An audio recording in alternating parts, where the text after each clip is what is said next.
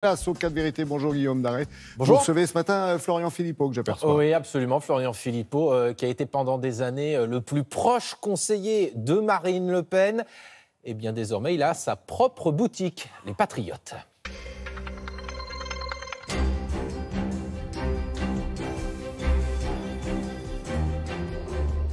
Bonjour Florian Philippot. Bonjour. Le Front National se réunit demain à Lille pour un congrès. Ça fait 6 mois désormais que vous avez quitté ce parti, sans aucun regret?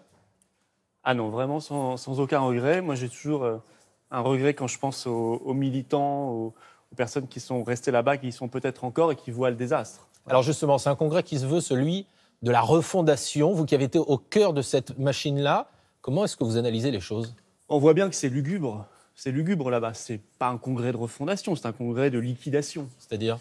C'est-à-dire que, vous savez, il y a une denrée en politique indispensable, sinon ça ne fonctionne pas. C'est pas l'argent, même si c'est important. C'est pas l'organisation, même si c'est important. C'est d'y croire. Or là-bas, plus personne n'y croit. Voilà. De la base, de ceux qui restent encore, aux élus qui restent encore, beaucoup sont partis, jusqu'au sommet du sommet, on voit que plus personne n'y croit. Ça, on vous dit, les contacts que vous avez gardés là-bas, j'imagine? On me le dit, on voit les gens qui s'en vont, très nombreux, mais ça se voit aussi, ça se sent. Voilà. Plus personne n'y croit, y compris Marine Le Pen, vous avez le sentiment? Oui, je pense que Marine Le Pen n'y croit plus du tout, oui, bien sûr. Pourquoi? Qu'est-ce qui a été cassé? Mais parce qu'ils sont dans une dynamique de déstructuration, désorganisation. Peut-être d'ailleurs ont-ils minimisé l'impact de mon départ, parce qu'on voit une espèce de désorganisation totale, un problème de cohérence du projet, où ils ont abandonné le combat social, on les entend plus, ils sont inaudibles, ils ont abandonné le combat contre l'Union européenne, ce qui pour moi est terrible. Enfin, je veux dire, abandonner la sortie de l'euro n'est plus une priorité, mais ça reste un des combats possibles, dit Marine Le Pen. Enfin, on n'y comprend strictement rien. C'est soit, je veux dire, on est pour le Frexit, les Patriotes, nous sommes pour la sortie de la France de l'Union européenne. Soit on est pour rester dans l'Union européenne, même si on habille ça en disant on va la réformer. Enfin, je veux dire, le Parti socialiste dit la même chose. Ce que vous nous dites en tout cas, c'est que sans vous, Marine Le Pen n'est rien? Pas du tout. Moi, vous avez dit, on a minimisé mon départ. Ah ça, c'est certain, oui. Moi, je travaillais à l'organisation, à l'ouverture, à la modernisation. Évidemment, après, je n'irai pas jusqu'à dire ce genre de choses, bien sûr que non. Mais je pense qu'aujourd'hui, moi, j'en appelle aux électeurs, j'en appelle aux élus, qui doutent, je le sais, je le sais, j'en ai beaucoup au téléphone. J'en appelle aux adhérents qui y sont encore, adhérez chez nous, adhérez aux Patriotes, venez. Je leur dis clairement, parce que je crois qu'ils savent d'eux-mêmes instinctivement qu'il n'y a pas d'avenir là-bas. Or, le patriotisme français, j'en suis persuadé, est majoritaire en France, mais il doit être moderne, il doit travailler, il doit être crédible, il doit être sincère. Et il pourra y arriver. Est-ce qu'il y a un avenir aux Patriotes? Franchement, pour l'instant, c'est pas ce qu'on voit. 2% lors de l'élection partielle territoire de Belfort. Combien d'adhérents désormais aux Patriotes? À la dernière législative partielle en Guyane, le Front National a fait 1,8%. Combien d'adhérents aux Patriotes? Aujourd'hui, 7 000. 51 000 revendiqués au Front National. Vous n'avez pas de quoi leur faire peur pour l'instant. Attendez, on n'a pas 45 ans d'existence, on a 5 mois d'existence. Je suis tout à fait conscient de notre taille qui reste modeste, mais on grandit très vite. Vous dites Marine Le Pen, elle n'y croit plus. Est-ce que ça veut dire que vous pensez qu'elle ne sera pas candidate à l'élection présidentielle de 2022? Je ne sais, honnêtement, je ne sais pas. Oui, je pense qu'elle ne sera pas candidate, mais je ne peux pas l'affirmer. Il y a quelque chose que vous avez toujours prôné, Florian Philippot. Vous avez toujours dit le nom Front National fait peur. Le Front National va changer de nom ce week-end. C'est plutôt ce que vous souhaitiez, non? Moi, je le souhaitais. Je l'ai toujours souhaité en interne, en période d'expansion et de croissance. Là, ils vont le faire au pire moment. C'est en période de régression. Et je pense que ça leur sera préjudiciable parce que ça n'est pas le bon moment. Mais bon, ça, c'est leur affaire. Ça n'est plus la mienne. Mais vous me disiez sur les Patriotes, attendez, on a un sondage qui est sorti là, vous savez, BVA, qui mesure la popularité des mouvements politiques chaque mois. Figurez-vous que le mois dernier, on a gagné 10 points, qu'on est passé devant le Parti socialiste et le Front National après seulement 5 mois d'existence. Donc on est en pleine dynamique et surtout, on veut se battre pour un patriotisme ancré au XXIe siècle sur les grandes questions écologiques, les questions d'égalité homme-femme, les questions de la protection animale, les questions du numérique et de l'innovation.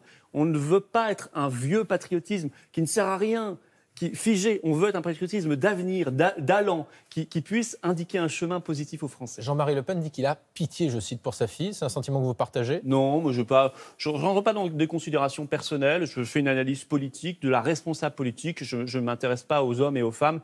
Je garde cela dans le domaine personnel. Marine Le Pen sera ce soir sur ce plateau. Elle sera l'invitée de Laurent Delahousse. Si vous aviez, déjà, première question, est-ce que vous êtes reparlé depuis votre départ? Non, mais peut-être qu'on le refera à l'occasion des européennes. Vous souhaitez reparler avec elle pour les européennes? Si on le fait, ce sera dans le cadre d'un débat politique. Justement, elle sera ce soir sur ce plateau, ce que je vous disais. Si vous aviez un message à lui adresser, ce serait quoi? Vous lui diriez quoi? Je n'ai pas particulièrement de message à lui adresser. Quel conseil vous lui donneriez? Je n'ai pas de conseil à lui donner. Moi, vous savez, je m'occupe des patriotes et ça m'occupe déjà suffisamment. Parmi les figures qui sont vues comme des successeurs possibles de Marine Le Pen, il y a Marion Maréchal Le Pen. Vous l'avez aussi côtoyée de très près pendant des années. C'est quoi sa stratégie? C'est quoi l'ambition de Marion Maréchal Le Pen? Je pense qu'elle est partie dans une expérience professionnelle, donc je ne peux pas vous en dire plus. Elle n'a aucune ambition politique quand vous la voyez monter sur la tribune? Oui, mais moi j'ai vu son discours, je n'ai pas été surpris. Elle est repartie sur les questions de l'IVG, des armes, de la manif pour tous. Enfin, sur la question de l'ambition politique, c'est son combat, mais ça n'est pas le mien. Même si vous n'aviez pas d'atome crochu, vous avez travaillé quand même avec elle au Front National. Pensez qu'elle a une ambition présidentielle, Marion Maréchal Le Pen? Je n'en sais strictement rien. Je suis le moins bien placé pour vous le dire. Je pense qu'elle est idéologiquement plus proche de son grand-père. Idéologiquement plus proche de son grand-père. C'est pas nouveau ce que je vous dis. Alors dans les patriotes, il y a aussi, vous mettez beaucoup l'accent sur la question sociale, la question économique. On va terminer par une question d'actualité économique. On parle beaucoup de la privatisation des aéroports de Paris. Vous êtes pour ou vous êtes contre? Nous sommes résolument contre. Pourquoi? La privatisation d'aéroports de Paris, c'est Roissy, c'est Orly, c'est le Bourget, parce que ça a été payé par des générations de Français. On a fait le même coup aux Français sur les autoroutes. Ça a été scandaleux. Il faudrait d'ailleurs renationaliser les sociétés d'autoroutes. Alors, on va se battre contre cette privatisation. Comment? En allant même sur le terrain. Les patriotes seront. Alors, on verra quelle forme ça prendra, mais on sera à Roissy ou à Orly, ou les deux, mais on y sera. On fera du tintamarre, on se fera entendre. Vous savez, comme on veut se faire entendre sur tous les grands sujets, la libéralisation du service public du rail, qui va fermer des gares, qui va fermer des lignes rurales, qui va arrêter les investissements de TGV, qui va faire augmenter les prix. On sera là, on se fera entendre. C'est la doctrine d'un patriotisme engagé. Je vous parlais d'un patriotisme moderne. Moi, je pense que le patriotisme doit être moderne, il doit être sincère. Je vous parlais du Frexit. On doit assumer d'avoir des projets qui ne sont pas encore majoritaires dans l'opinion et il doit être engagé sur le terrain. Mais on se fera aussi entendre. Le 15 mars, je serai dans la rue aux côtés des retraités pour se battre pour leur pouvoir d'achat, contre la hausse de la CSG notamment, parce que je trouve qu'on fait un sort épouvantable aux retraités aujourd'hui en France et que c'est en partie lié à la politique de Macron, mais aussi à la politique d'austérité de l'Union européenne. Je serai dans les manifestations avec eux et les patriotes y seront. Merci beaucoup Florian Philippot. Merci à vous. Merci et bonne journée à vous, messieurs.